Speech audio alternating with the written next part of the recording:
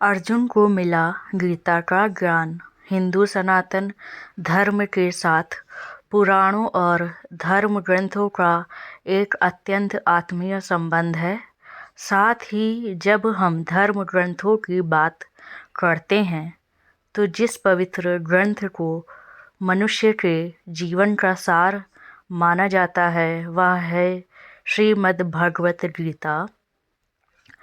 करुणा अवतार भगवान श्री कृष्ण की श्रीमुख से निश्रित हुई इस पवित्र गीता में कुल 18 पर्व और 720 श्लोक हैं, जो मनुष्य के जीवन के उद्देश्य को आईने की तरह साफ कर देती है।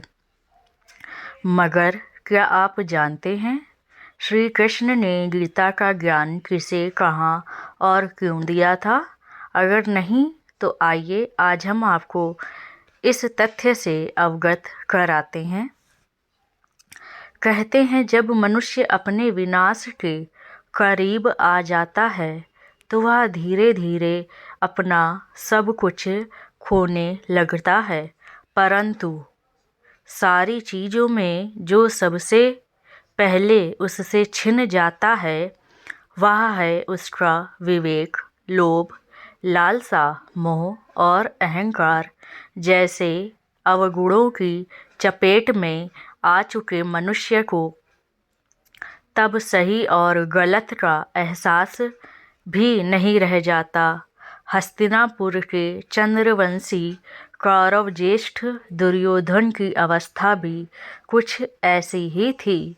उन्होंने अपने जीवन काल में एक के बाद एक ऐसी गलतियां की जिससे भाई भाई, गुरु शिष्य और दोस्ती जैसे मधुर रिश्ते को अपमानित होना पड़ा और नौबत महायुद्ध तक आ पहुंची। जब कौरवों और पांडवों की सेनाएं आपस में भिड़ने के लिए कुरुक्षेत्र के मैदान पहुंची तो दोनों तरफ योद्धाओं का चेहरा ही नजर आ रहा था। एक तरफ गांडीवधारी अर्जुन और महाबली भीम, तो दूसरी तरफ सूर्यपुत्र कर्ण और अश्वत्थामा जैसे योद्धा। ऐसा प्रतीत हो रहा था कि प्रकृति को भी आभास हो गया था कि यह युद्ध कितना भयंकर होने वाला था। इन सब के बीच अचानक से पार्थ का हृदय विचलित हो उठा।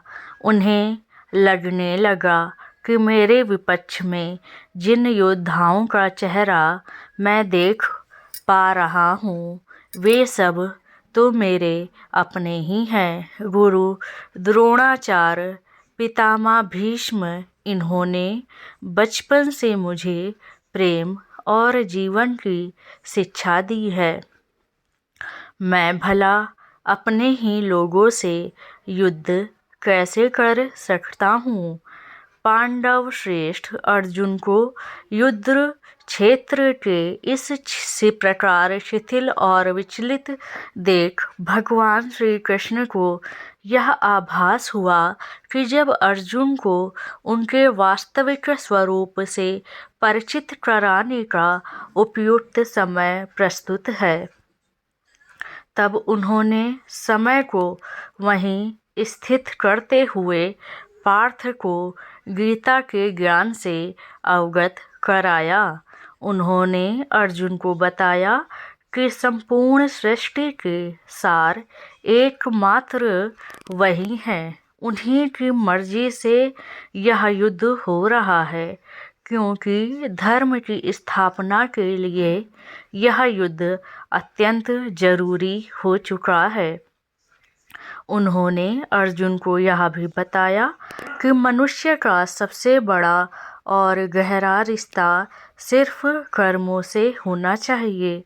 इसके अलावा जीवन के सभी रिश्ते क्षणिक हैं।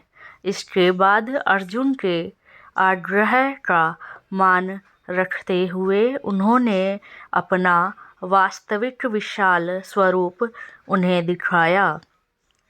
प्रभु का ऐसा स्वरूप देखकर अर्जुन को यह एहसास हो गया कि इस धर्म युद्ध में स्वयं धर्म की उनके साथ है, अतः उनका कर्तव्य है इस धर्म युद्ध में निष्ठा के साथ हिस्सा लेना और विजय के लिए प्रयत्नशील रहना। भगवान श्री कृष्ण द्वारा दिए गए जब भी धर्म का बंटवारा होगा तब तब परमात्मा अधर्म का विनाश करने हेतु धर्म पर अपना धरा पर अपना सृजन करेंगे, यानी अवतार लेंगे। इसीलिए मनुष्य को अधर्म की तरफ होने वाली आसक्ति से दूरी बनाए रखनी चाहिए। भगवान श्री कृष्ण ने पार्थ से कहा, इस धरती पर साधुओं के परित्राण और दुष्टों का विनाश करने के लिए धर्म की स्थापना बहुत जरूरी है और युग युग में धर्म की स्थापना के लिए श्री हरि इस धरा पर अवतीर्ण अवश्य होंगे। भगवान श्री कृष्ण अर्जुन से कहते हैं, तुम्हारे कर्मों का सिर्फ तुम्हारा अधिकार है, उससे मिलने वाले फलों पर नहीं। इसलिए फल की चिंता ना करते हुए तुम्हें अपने कर्म पर ध्यान लगाना चाहिए। तभी तो प्रत्येक मनुष्य को अपने कर्मों के प्रति आसक्त रहना चाहिए, ना कि उसके फल के प्रति। मनुष्य की आत्मा को ना शास्त्रों से काटा जा सकता है और ना आग से जलाया जा सकता है।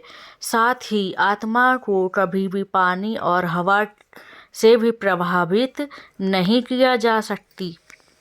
इसीलिए मनुष्य को सदैव अपनी आत्मा को दृढ़ और शुद्ध रखना चाहिए। भगवान श्री कृष्ण के गीता का उपदेश हमारे जीवन यात्रा का एकमात्र सार है। गीता के उन उपदेशों से हमें भी यही सीख मिलती है कि जीवन में कर्म से बड़ा हमारा कोई कर्तव्य नहीं है। इसीलिए हमें सदैव ही सत्कर्मों में खुद को लीन रखना चाहिए।